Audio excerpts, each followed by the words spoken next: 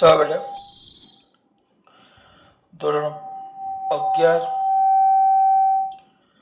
ધોરણ 11 chapter number 5 અને lecture number 7 એમાં આપણે એક બિંદુગામી બળો એટલે શું સમજવાનું છે।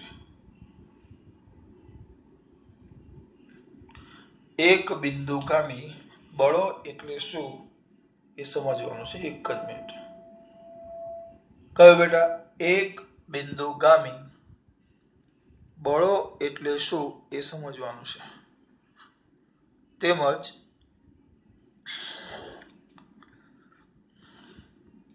પદાર્થનું સંતુલન એટલે શું પદાર્થના સંતુલન માટેની શરતો આ બે વસ્તુ ભણવાનું છે। પહેલું એક બિંદુગામી બળો એટલે શું અને પદાર્થના સંતુલન માટેની શું ભણવાની છે શરતો। અગત્યનું નથી બેટા હું એમ બોલું અગત્યનું નથી એટલે મારા છોકરા તરત બોલે અગત્યનું નથી શું છે બહુ જ અગત્યનું છે। આગળ ચાલુ કરશું આપણે વ્યાખ્યા આવી છે હમણાં જે આકૃતિ દોરું છું ને જૂની ચોપડીમાં અત્યારે નથી આમ આ એક પદાર્થ છે એના પર ઘણા બધા બળો લાગે છે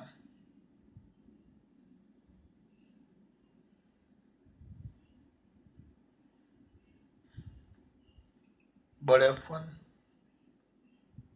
F2 F3 અને એક બળ આમ છે F4 અને એક આમ છે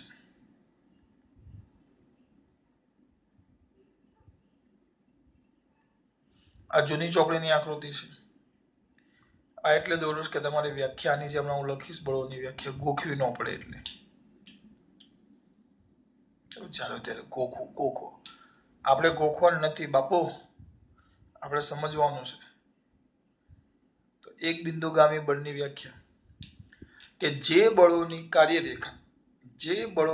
કાર્યરેખા એક બિંદુમાંથી પસાર થતી હોય ફરી પાછું શું જે બળોની કાર્યરેખા શું બેટા જે બળોની કઈ રેખા કાર્યરેખા કઈ રેખા બેટા કાર્યરેખા કયા બિંદુમાંથી પસાર થતી હોય એક બિંદુમાંથી જો તો મારી સામે આકૃતિ સામે ધ્યાનથી જો તો કયા બળોની કાર્યરેખા એક બિંદુમાંથી પસાર થાય છે ધ્યાનથી જો જે બળોની કાર્યરેખા તો અહીંયા જો કેટલા બળોની કાર્યરેખા કોઈ એક જ બિંદુમાંથી કાર્યરેખા એટલે જો સમજો તમને સમજાવું હવે આ પદાર્થ છે હવે એના પર હું F બળ આમ લગાવું છું આમ તેનો મતલબ એવો થાય કે આ પદાર્થને છેક આખું આ જે બળ તમે F લગાડ્યું આ F ચલો અહીંયા દૂર તો આ જે છે ને આખી આ એ બળની કાર્યરેખા જ કહેવાય આખી સમગ્ર આ બધીની કાર્યરેખા કહેવાય અને આખી ટૂંકમાં જે દિશામાં બળ લાગે ને આખી દિશા લઈ લેવાની એની કાર્યરેખા કહેવાય તો શું લખશું આપણે કે જે બળોની બોલો જે બળોની કઈ રેખા બેટા કાર્યરેખા એક જ બિંદુમાંથી પસાર થતી હોય તેવા બળોને એક બિંદુગામી બળો કહેવાય જે બળોની કાર્યરેખા એક જ બિંદુમાંથી પસાર થતી હોય તેવા બળોને કયા બળો કહેવાશે બેટા એક બિંદુગામી બળો તો ચલો આમાં પૂછશે ને કોઈ આકૃતિ જ નથી એ લોકોએ આટલી વ્યાખ્યા જ આપી છે કે જે બળોની કાર્યરેખા એક જ બિંદુમાંથી પસાર થતી હોય તો તેવા બળોને એક બિંદુગામી બળો કહેવાય. તો આમાં તમને કયા એક બિંદુગામી બળો લાગે બોલો? આના પરથી ખાલી લખું છું, એ લોકો નથી આવ્યું તો આકૃતિ પરથી કયા આવે કેવું કયા બળો કે જે એક જ બિંદુમાંથી પસાર થતા? આની કાર્યરેખા આમ છે, જો આની આમ છે, તો જો કયા બેટા F1 ત્રણ બળો દેખાય છે ત્યાં આપણે બળો F1 F2 અને F3.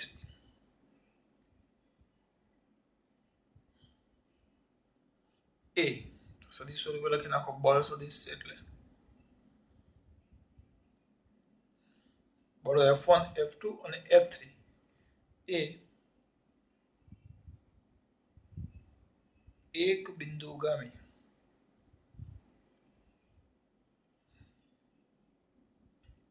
બળો છે. આ સમજૂતી માટે તમારે તો ખાલી વ્યાખ્યા જ લખવાની જો પરીક્ષામાં, આ તો ખાલી તમારી નોટમાં લખવાનું છે. એટલે આ જે બે મુદ્દા છે જે હું કંઈક આવી આ ટપકું કર્યું એ તમારી માત્ર જાણકારી માટે છે, બરાબર? એટલે પેલા બધા એક બિંદુગામી ના કહેવાય. ખબડી એક બિંદુગામી બળો એટલે કે જેની કાર્યરેખા કોઈ એક જ બિંદુમાંથી પસાર થતી હોય તેવા બળોને કયા બળો કહેવાશે? બધા એક બિંદુગામી બળો. થઈ ગયું. થોડાક આગળ જઈએ, થોડાક હવે જો સિમ્પલ આને એક બિંદુગામી બળો કહેવાય. જો કોઈ પદાર્થ પર બળ ન લાગે એટલે એ વસ્તુ એમ કે જ્યારે કોઈ પદાર્થ છે એના પર કોઈ પદાર્થ પર લાગતું ચોખ્ખું બળ બાહ્ય બળ શૂન્ય હોય ત્યારે પદાર્થ સંતુલનમાં છે એમ કહેવાય. પદાર્થ પર લાગતું ચોખ્ખું બાહ્ય બળ એટલે F બરાબર 0. એ ખાસ ધ્યાન રાખવાનું. કોના પર બેટા? પદાર્થ પર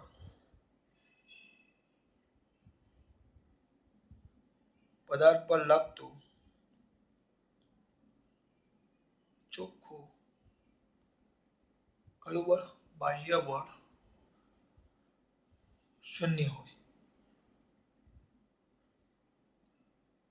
ચોખ્ખો બાહ્ય બળ શૂન્ય હોય. પદાર્થ પર લાગતું ચોખ્ખું બાહ્ય બળ શૂન્ય હોય તો તેવા શૂન્ય હોય તો પદાર્થ બાહ્ય બળ શૂન્ય હોય તો પદાર્થ સંતુલનમાં છે. સંતુલનમાં ધ્યાન રાખજો.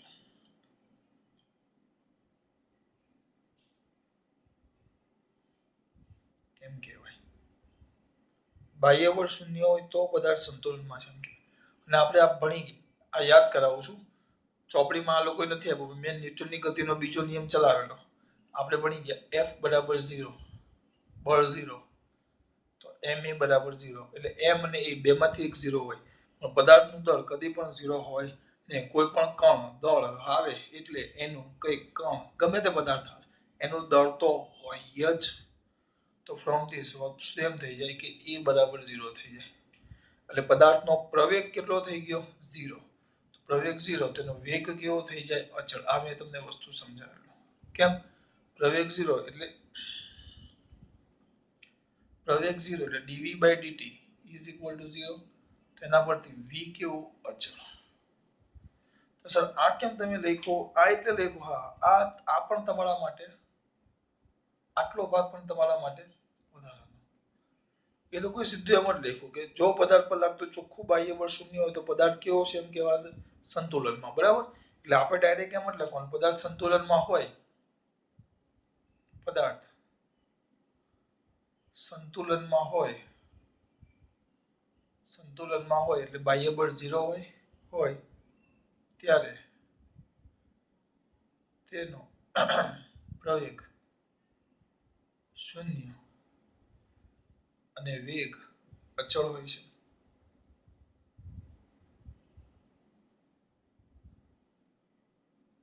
એટલે કે પ્રવેગ શૂન્ય અને વેગ કેવો હોય છે? અચળ. એટલે કે પ્રવેગ શૂન્ય અને વેગ કેવો હોય છે? અચળ. એટલે શું? એટલે કે એટલે કે સ્થિર પદાર્થ આપણે ભણી ગયા વેગ અચળ એટલે સ્થિર પદાર્થ સ્થિર રહે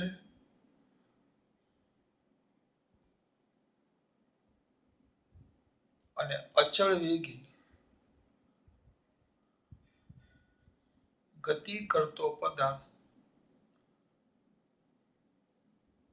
પોતાની અચળ વેગી ગતિ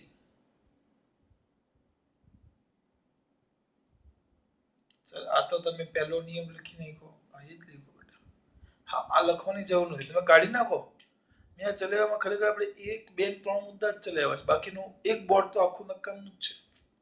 પહેલું, જે બળોની કાર્ય રેખા એક જ બિંદુમાંથી પસાર થાય તેવા બળોને એક બિંદુગામી બળો કહેવાય. આ લખવાની જરૂર નથી. પદાર્થ પર બાહ્ય બળ શૂન્ય તો પદાર્થ સંતુલનમાં છે તેમ કહેવાય. સંતુલનમાં હોય ત્યારે પ્રવેગ શૂન્ય અને વેગ અચળ, એટલે કે બધા સ્થિર હોય તો સ્થિર અને અચળ વેગી ગતિ કરતો હોય તો પોતાની અચળ વેગી ગતિ શું રાખે બેટા? ચાલો, આ તમારો વાત. હવે વિચારો, કોઈ એક જ પદાર્થ છે, એક પદાર્થ છે, આ પદાર્થ છે અને એના પર એક જ બળ લાગે છે. હવે બધા બળો લેવાના. એક જ બળ કેવું લાગે છે? F.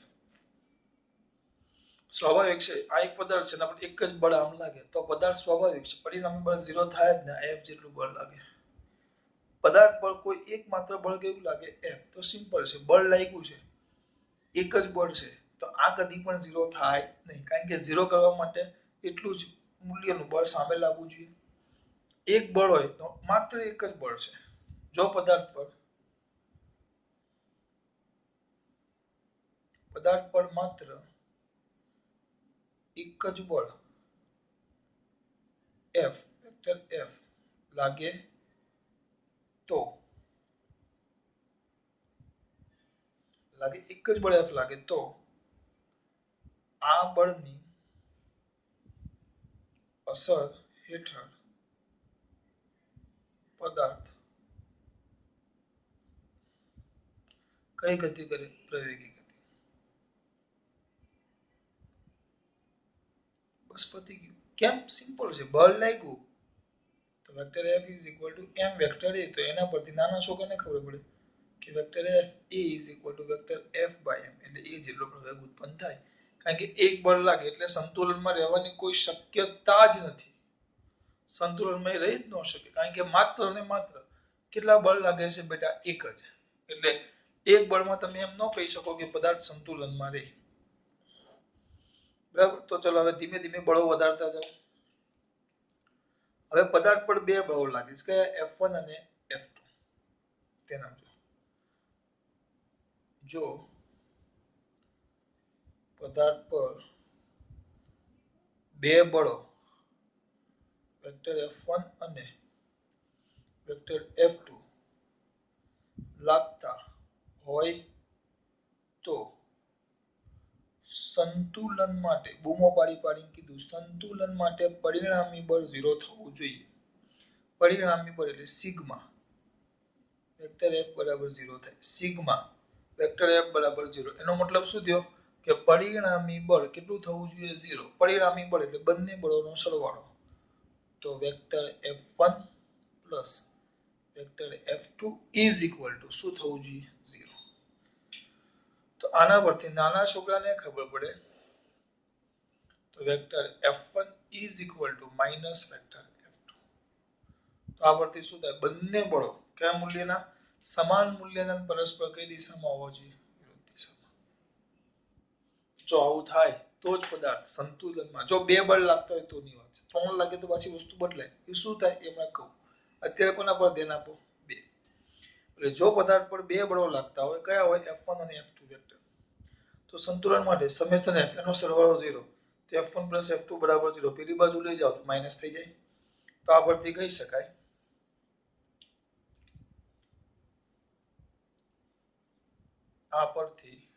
શું બેટા? કહી શકાય કે બંને બળો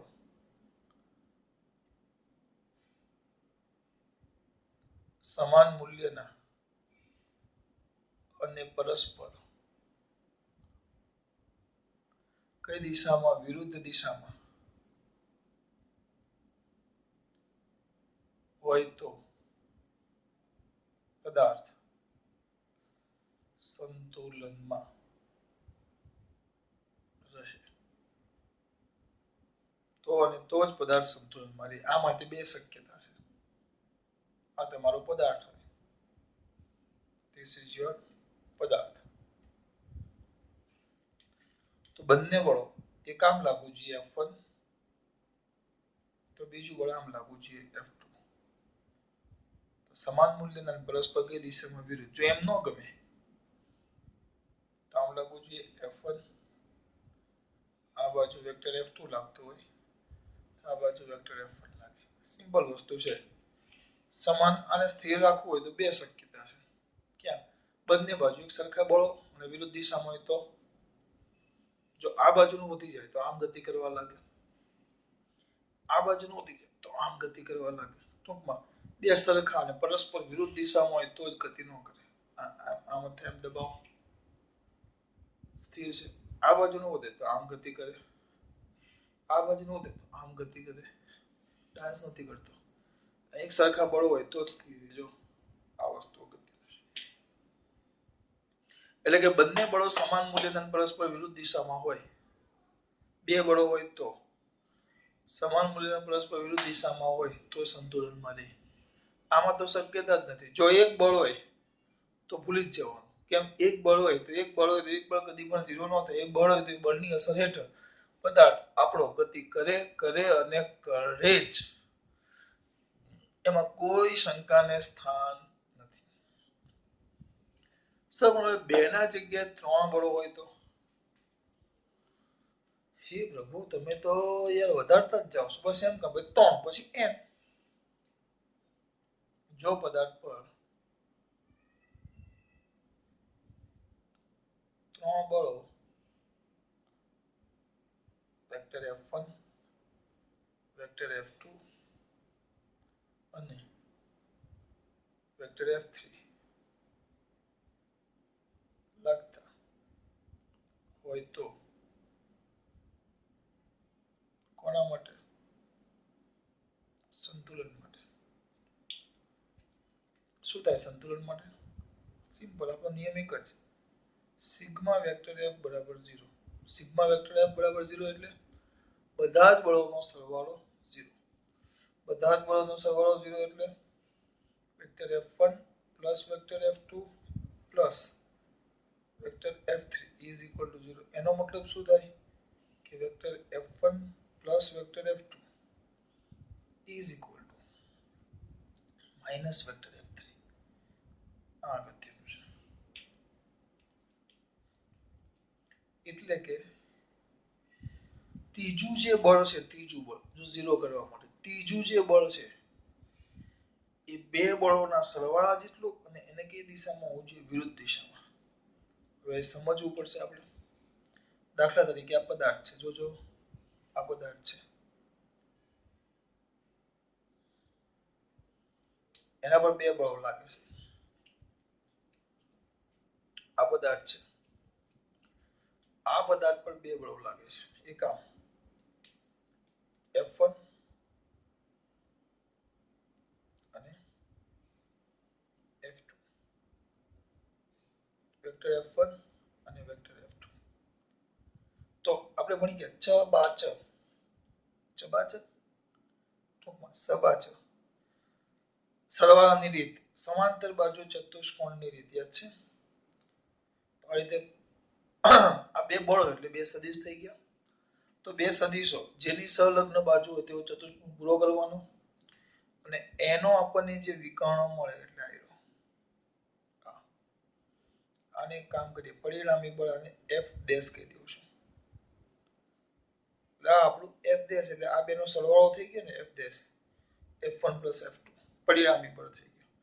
તો આપણું જો અહીંયા તો આને સંતુલનમાં કરવું હોય તો મારે આને કમ્પ્લીટ વિરુદ્ધ દિશામાં અહીંયા બળ લગાડો. જેટલું આ બળ હોય એટલું આ બાજુ મારે વિરુદ્ધ દિશામાં લગાવવું પડે. તો આપણું બળ વેક્ટર F3 કમ્પલસરી એની વિરુદ્ધ દિશામાં હોવું જોઈએ. આમ કમ્પ્લીટ તો પદાર્થ સ્થિર થાય. એટલે આ વસ્તુ ઇન્ડિકેટ કરે. શું ઇન્ડિકેટ કરે? કે જો 3 બળો લાગતા હોય કેટલા બળો લાગતા હોય? 3 બળો. તો શું કરવું પડે? 3 બળો લાગતા હોય તો અહીંયા ધ્યાન. તો 3 બળો માટે શું હોવું જોઈએ? અહીંયા લખું છું કે બે બળો નો 3 બળો લાગે તો શું લખશું આપણે? ત્રીજું બળ ત્રણ બળો પૈકીનું ત્રીજું બળ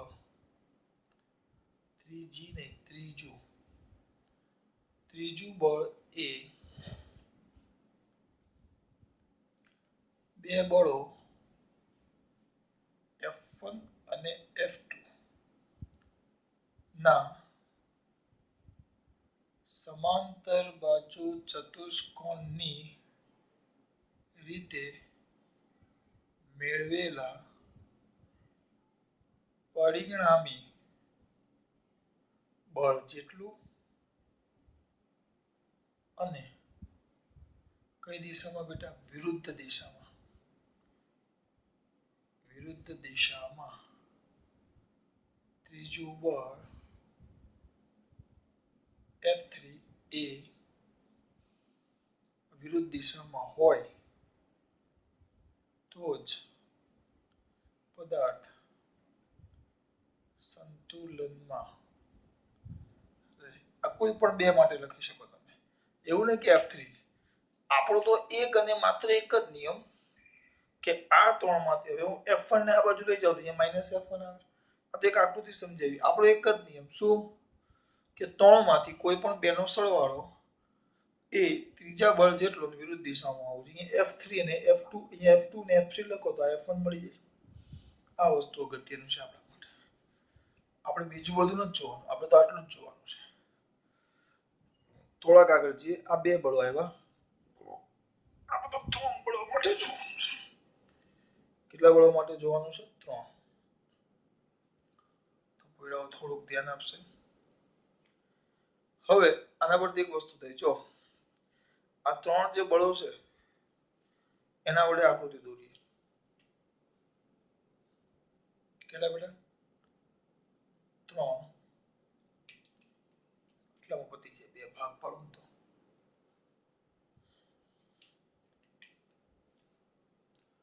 ત્રણ બળો વડે ત્રિકોણ રચતા જો આવું થાય. પહેલું બળ ક્યાં છે? જો F1 જોજે ખાસ એક બિંદુ લઈ લો. તો વેક્ટર F1 એના માથા પર બીજો મૂકજો આયલો કમ્પ્લીટ. તો વેક્ટર F2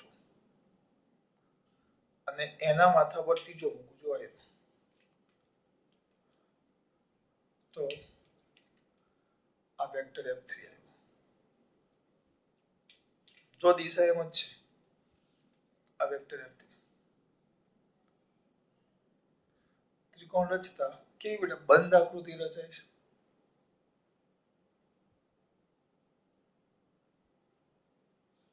તેથી આ બળોનું પરિણામી બળ શૂન્ય થાય. ધ્યાન આપજો, આ યાદ રાખવાનું. Summation sigma F = 0. આ ધ્યાન રાખજો, આ ભૂલાવવાનું છે. આને બંધ આકૃતિ કહેવાય. શબ્દ પર ધ્યાન આપજો. કેવી આકૃતિ? બંધ આકૃતિ. હવે આ પાછું જે ચલાવવું છે પાછું અહીંયા થોડુંક વધારાનું છે. એટલે અમુક જણા એમ કે સર તો આ બે આકૃતિ એક જ થઈ ને? તરત વિચાર આવે. વેક્ટર F1 પહેલો સદિશ, એના માથા પર બીજો સદિશ, પહેલા સદિશનું પૂંછડું અને બીજા સદિશનું માથું. આમ તો સર આ બે એક નો થઈ? આ બે એક નો થઈ? ના. આ આકૃતિ અને આ આકૃતિ, આ રેગ્યુલર આકૃતિ અને આ વધારાની આકૃતિ સમાન નથી. જો આ સુધી પહેલા પર બીજો, ચલો પહેલા પર બીજો, બીજા પર ત્રીજો, તો અહીંયા આવી ગયું તો કમ્પ્લીટ બંધ આકૃતિ થઈ ગઈ. જો જ્યારે આ બંધ નથી, આ પહેલા પર આ પહેલો સદિશ, એના માથા પર બીજો સદિશ, પહેલા સદિશનું પૂંછડું અને બીજા સદિશનું માથું. તો આ તો શું દર્શાવે? આ તો એમ દર્શાવે કે F3 છે ને એ આ બેનો પરિણામી સદિશ છે, એમ દર્શાવ્યા. કારણ કે આ બંધ આકૃતિ આને નો કહેવાય. એટલે અમુક આ બંધ થાય ને એને બંધ નો કહેવાય. આપણા માટે બંધ એટલે પહેલા સદિશ દોર્યો, એના માથા પર બીજો સદિશ અને એના માથા પર ત્રીજો સદિશ. આમ તો જો આખી આમ બંધ આકૃતિ રચાણી. જો આને બંધ કહેવાય. જ્યારે આ બંધ નો કહેવાય. આ બેના એકના શીર્ષ ઉપર પૂછ જ હોવું જોઈએ. પોચ ઉપર શીર્ષક હોવું જોઈએ તો આ બંધ આકૃતિ કહેવાય, આ બંધ ન કહેવાય. આ તો પરિણામી સદિશ દર્શાવે એટલે F3 બરાબર F1 પ્લસ F2 દર્શાવે. આ નથી, આ વધારાનું છે. પણ આ બે આકૃતિનો ફરક ખબર પડવી જોઈએ. આવી રીતે ગમે તે 500 સદિશ હોય, 500 બળો લાગતો હોય, n બળો લાગતો હોય, એ બધા આમાં ત્રણ હશે બળો, તો ત્રણ ખૂણો બની ગયો, ત્રિકોણ બન્યો. તો n સદિશ હોય તો n બહુકોણ બને. એ રીતે 5 હોય તો પહેલો એના માથા પર બીજો, એના માથા પર ત્રીજો, એના માથા પર ચોથો, એના માથા પર પાંચમો. પાંચમો પાછો ક્યાં આવી જાય? પહેલાના પૂછડા પર. આ રીતે તો એના વડે બંધ આકૃતિ રચે તો પરિણામી બળ કેટલું થાય? 0. આ વસ્તુ સમજવાનું છે, ગોખવાનું નથી. આ આકૃતિ બે ફરક તમને આ કોઈ પૂછશે નહીં, પણ આ રીતે પહેલો સદિશ એના માથા પર બીજો સદિશ, પહેલા સદિશનું પૂછડું, બીજા સદિશનું માથું, તો આ પરિણામી કહેવાય. એટલે આ બેનો સરવાળો આ કહેવાય. પહેલો એના માથા પર બીજો અને બીજાના માથા પર ત્રીજો, કમ્પ્લીટ એમ. અને એ પાછો એ ગોઠવો એટલે કમ્પ્લીટ આપણે માપને મૂલ્ય હાથે ગોઠવવાનું, એમને દોરી જ દેવાનું એમ. એટલે કમ્પ્લીટ એ પાસે આવી જાય તો આ સદિશો વડે બંધ આકૃતિ રચાય છે. જો સદિશો વડે બંધ આકૃતિ રચાતી હોય તો એમ કહેવાય કે આ ત્રણે ત્રણનો પરિણામી બળ કેટલું થાય? 0. શૂન્ય થાય એટલે આપણો પદાર્થ કેવો છે? એમ કહેવાય સંતુલનમાં છે. આપણે ભણી ગયા કે પરિણામી બળ 0 થાય તો તમે અને હું આરામથી કહી શકીએ કે આપણો પદાર્થ કેવો છે બેટા? સંતુલનમાં. બે કીધા, હવે કેટલા ભાવ લઈએ? n. ધારો કે પદાર્થ પર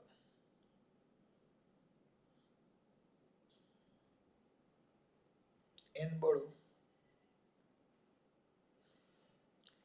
vector F1 vector F2 up to vector Fn લાગે છે. તો પદાર્થના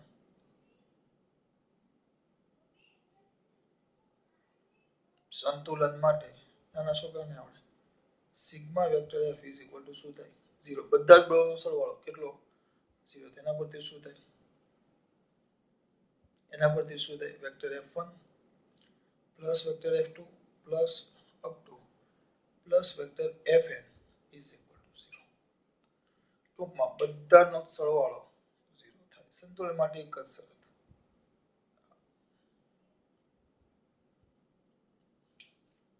બરાબર, આ એક જ શરત આવે. અને જેમ આપણે આમાં ત્રણ સદિશો વડે ત્રિકોણ બન્યો તો n સદિશો વડે શું બને બેટા? બહુકોણ. કારણ કે n એટલે ઘણા બધા ખૂણા બને એટલે બહુકોણ બને. અને એ બહુકોણ છેલ્લે આ રીતે અહીંયા આવીને પૂરી જાય તો એનું પણ પરિણામી કેટલું થઈ જાય? 0. આપણે આટલું યાદ રાખવું, બહુ થઈ ગયું. હવે થોડીક વાત કરીએ. આપણે લખવું તો લખી નાખીએ. આ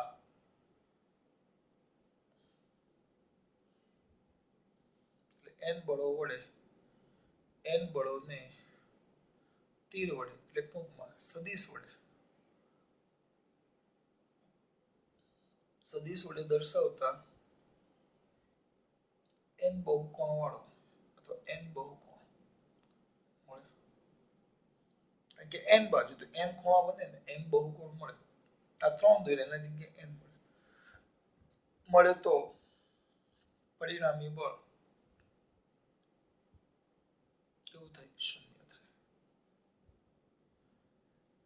એટલે કે પદાર્થ સંતુલનમાં છે તેમ કહેવાય.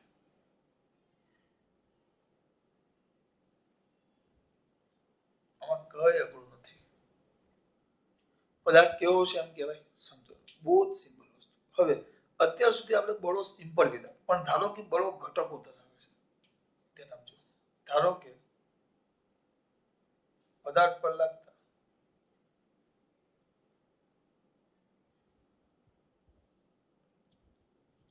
બળો, જો પહેલા વેક્ટર F1 લઈ લો ઇઝ ઇક્વલ ટુ F1x. ત્રણ ઘટકો ધરાવે. વેક્ટર F1 લઈ લો, બધા એક ઘટકો ધરાવે. F1x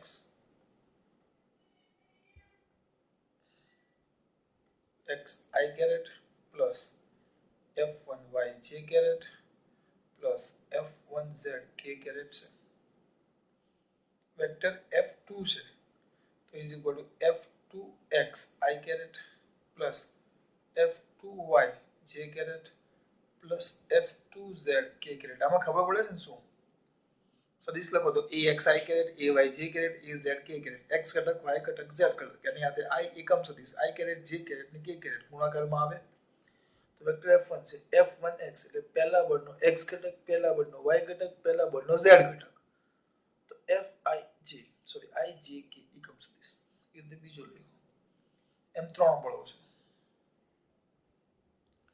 વેક્ટર F3 બરાબર F3xi caret plus F3yj caret plus F3zk caret પણ તમારે પદાર્થને સંતુલનમાં લાવવો છે you must be want to પદાર્થને કેવો લાવવાનો સંતુલનમાં તમે પદાર્થને સંતુલનમાં લાવવા માંગતા હોય દીકરા જો તમે કોને દીકરા પદાર્થને ક્યાં લાવવા માંગતા હોય સંતુલનમાં તો મારા દીકરાઓને ખબર પડવી જોઈએ તો એના ઘટકોનો સરવાળો પણ શૂન્ય થવો જોઈએ તો જ ચાલે હું એમ કહું ચલો આ y ઘટકો શૂન્ય થયા z ઘટકો શૂન્ય થયા પણ x ઘટક વધે તો પરિણામી કંઈક તો બળ વધવાનું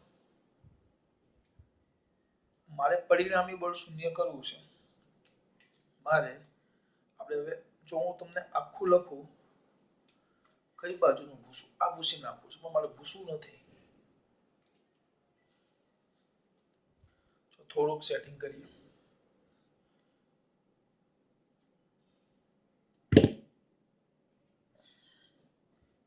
થોડાક અક્ષર પર ધ્યાન આપજો બેટા અહીંયા ધ્યાન આને ભૂસી નાખું છું કારણ કે આ વ્યાખ્યા જ છે ખાલી આ ખાલી વ્યાખ્યા છે કઈ વ્યાખ્યા આ માત્ર વ્યાખ્યા છે એક બિંદુ ગામે કે જે બળોની કાર્યરેખા એક જ બિંદુમાંથી પસાર થતી હોય હવે આ જે લખું છું ને બરાબર આ ઉદાહરણ એમાં ચોખ્ખું બાહ્ય બળ શૂન્ય હોય તો જ પદાર્થ સંતુલનમાં બે મુદ્દા યાદ રાખજો હવે હું તમને એમ કહું મારી પાસે ત્રણ બળો છે જે ઘટકો સ્વરૂપે જો આયરા હવે અહીંયા જે લખું છું લાંબુ લખું છું આ માત્ર સમજૂતી માટે આખું સમજૂતી માટે આપણે હમણાં ભણી ગયા સંતુલન માટેનો નિયમ શું કે vector F1 plus vector F2 plus vector F3 બરાબર 0 થવું જોઈએ આ બધાનો સરવાળો x ઘટકોનો સરવાળો y ઘટકોનો સરવાળો z ઘટકોનો સરવાળો પણ થાય આખો નથી લખતો સીધા હું I ઘટકો બધાના કોમન લઈ લઉં તો x ઘટકોનો સરવાળો આમ થાય F1xi કેરેટ પ્લસ F2xj કે સોરી I કેરેટ કોમન નાખું તો F1x F2x plus F3x I caret plus F1y plus F2y plus F3y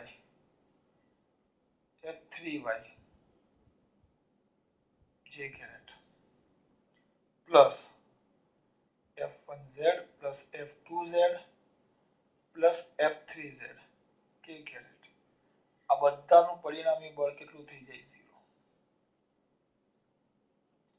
મેં આ એક પદ ખાલી કાઢી રહ્યું કહ્યું પહેલા આ લખો પછી x ઘટક કોમન ને ડાયરેક્ટ આટલું કરી નાખો હવે મારે આ શૂન્ય કરવું હોય શૂન્ય તો સિમ્પલ વસ્તુ જો વિચારો કે આ ત્રણનો સરવાળો શૂન્ય આ પણ શૂન્ય અને આ પણ શૂન્ય હોવું જોઈએ આ બે શૂન્ય થાય તો વધે તો કંઈક x દિશામાં બળ લાગે એમ કહેવાય એટલે એનો મતલબ એમ થયો કે મારે આને જો પરિણામી બળ શૂન્ય કરવું હોય અહીંયા વચ્ચે પ્લસ છે ગુણાકાર નથી જો ધ્યાન આપો અહીંયા વચ્ચે પ્લસ છે તો મારે પરિણામી શૂન્ય કરવું હોય તો ત્રણે ત્રણ શૂન્ય થાય તો જ પરિણામી શૂન્ય થાય હા ગુણાકારમાં હોય તો ગમે તે એક શૂન્ય હોય આ કૌંસ શૂન્ય થાય તો એ ત્રણે તો આખો જવાબ શૂન્ય થઈ જાય પણ આ વચ્ચે બેના આગળ પ્લસ છે એટલે આ પણ શૂન્ય ને આ પણ શૂન્ય એનો મતલબ એમ થાય કે મારે પરિણામી fx ઘટક f1x plus f2y f2x plus f3x f5 f2 sorry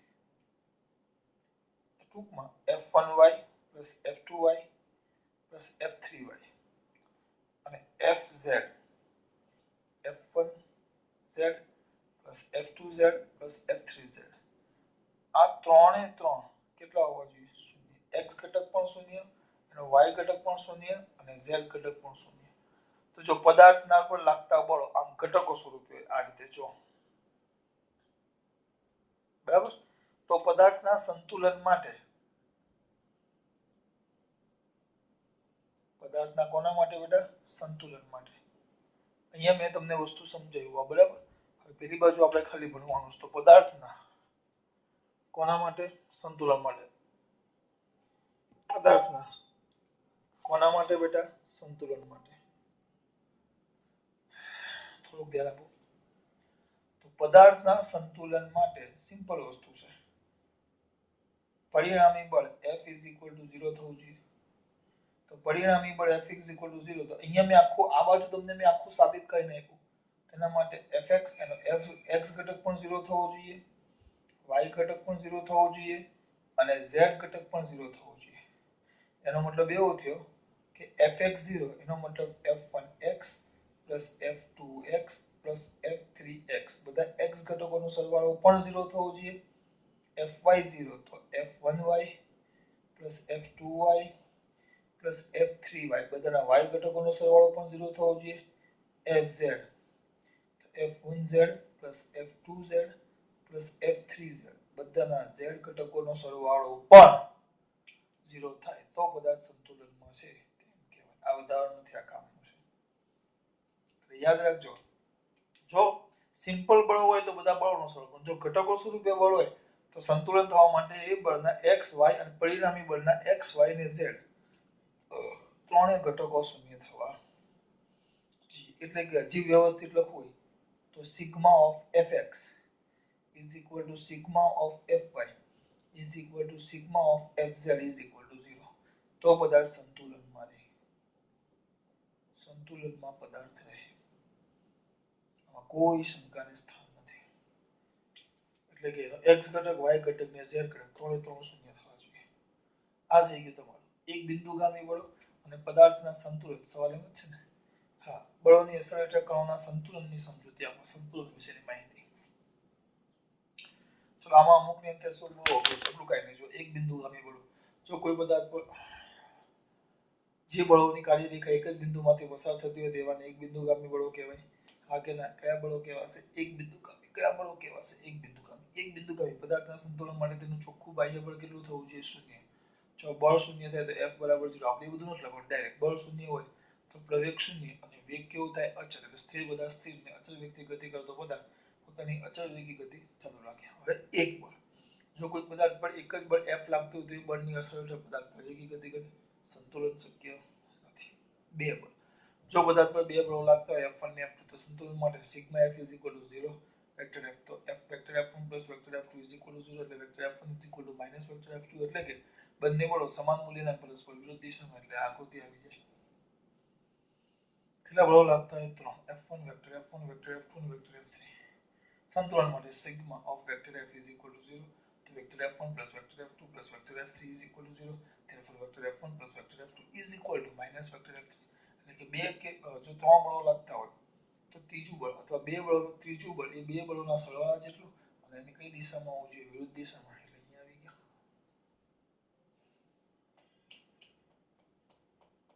ગયા આકૃતિ દોરી દેવાની આ ખાસ ત્રણ બળો ત્રિકોણ રચો બરાબર ત્રણ બળો વડે ત્રણ બળોના સદિશ વડે તો બંધ આકૃતિ રચે આ બંધ આકૃતિ કહેવાય પહેલો બીજો અને ત્રીજો પહેલો બીજો અને પહેલાનું પૂછડું બીજાનું માથું તો આ પરિણામી કહેવાય અને આ પરિણામી આ શૂન્ય થઈ જાય આપણે જો હવે આને સમજવું હોય હવે આને વેક્ટર F3 કેવું તો આ જે છે ને એ વેક્ટર F3 નો કે આમ નિયમ પ્રમાણે જાવ તો માઈનસ વેક્ટર F3 થઈ જાય સમજ પડે છે અથવા આમ જ રાખો બેટા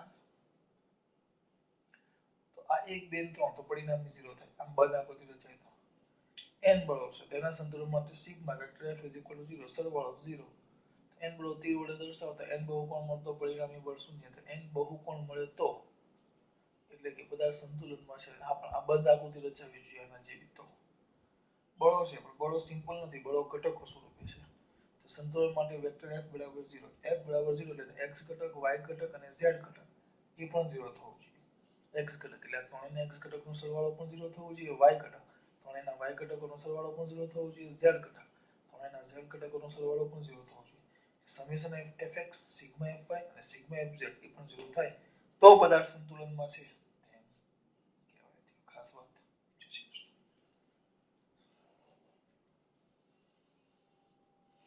ખબર પડી બેટા ધ્યાન રાખજો એકવાર જોઈ લો આખું